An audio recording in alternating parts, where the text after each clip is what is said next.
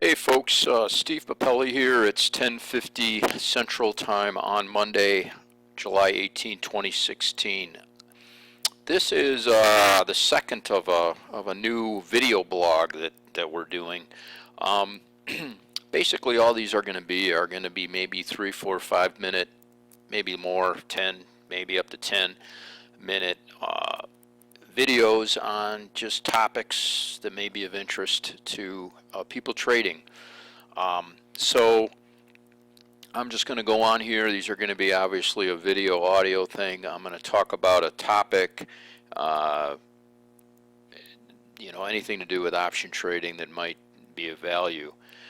What I'm going to talk about briefly today is the relationship between implied and statistical volatility and how we as traders might be able to utilize some of that information. So what I've done here is I brought Apple out, and you can see that we've got the vol graph here, and you can see by the legend here that the red line is the statistical or the historical volatility. Okay, this is the underlying.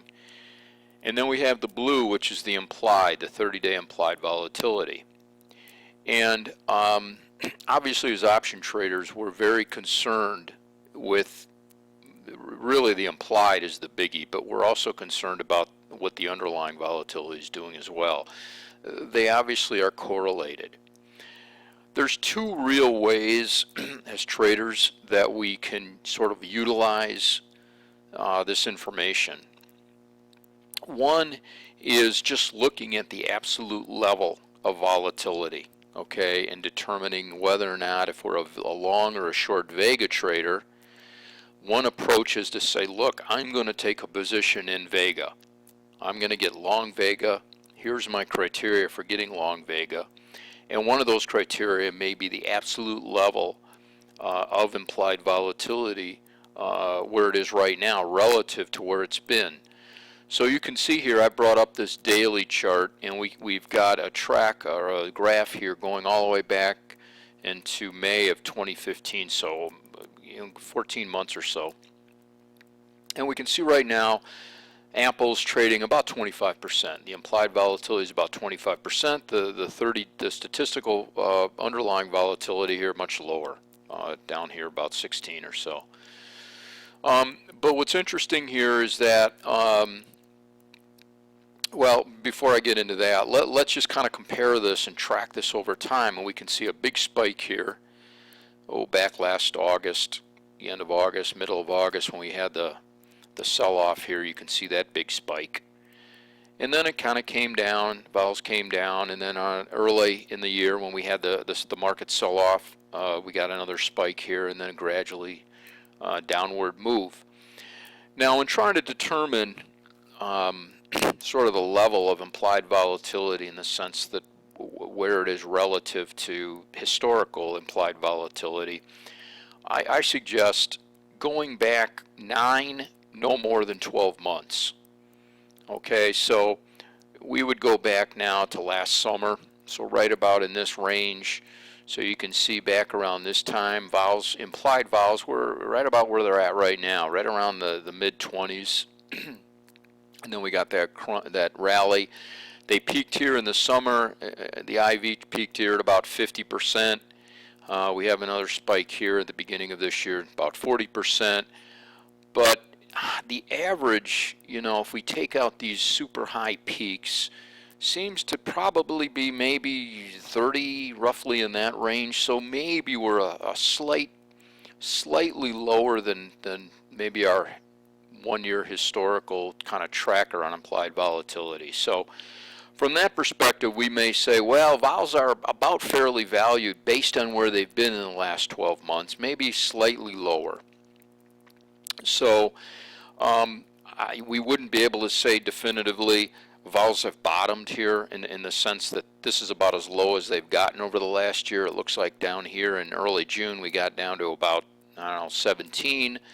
And then back in here in December, we got just below 20 also. So if you look at those kind of trends, you would look and say, well, vols may be in the middle of the range here, maybe slightly on the lower side possibly. and then utilize that information to determine whether or not it makes sense to get long Vega. If your model, if your trading plan, you know, has sort of mean reversion strategy where maybe implied volatilities may go up from here.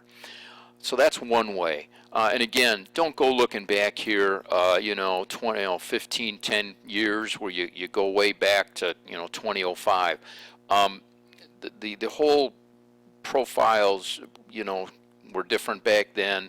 So my suggestion is really only look back about 12 months and get a sense from that picture.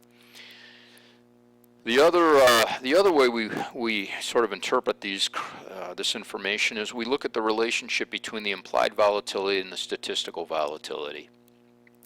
So in our program we talk about chronic overvaluedness when we're looking at trades, and what that means really is how does implied volatility, what's the relationship over time between implied volatility and statistical volatility? Is implied volatility tending to track higher over time relative to statistical? Does it track very closely, or sometimes does it go under? And looking at those relationships, you can use that in your trading decisions in terms of the types of strategies that you may want to employ. For example, if we find a graph, and a lot of the indexes are like this, that are chronically, what we call chronically overvalued, meaning that the implied volatility is typically trading at a higher level than the underlying volatility. What that really means to us is if we sell options at those levels, we're getting paid more than the underlying inherent risk is warranted that we should be getting paid. So by selling options in a chronically high volatility environment, we actually get paid a little bit more. Now, how does that translate in terms of capturing profits? All that really does is we get paid a little bit more. At the end of the day, our bottom line profitability is still going to depend on how the markets move around. But by capturing a greater amount of edge, by capturing a greater amount of premium, that tends to buffer any losses and give us a little greater profitability in when we make profits. So those are the types of things you can see here with Apple. There's points where the implied's over statistical. There's points where statistical here is higher than implied. It kind of, we got a big gap right here. Looks like last April, and then we break down.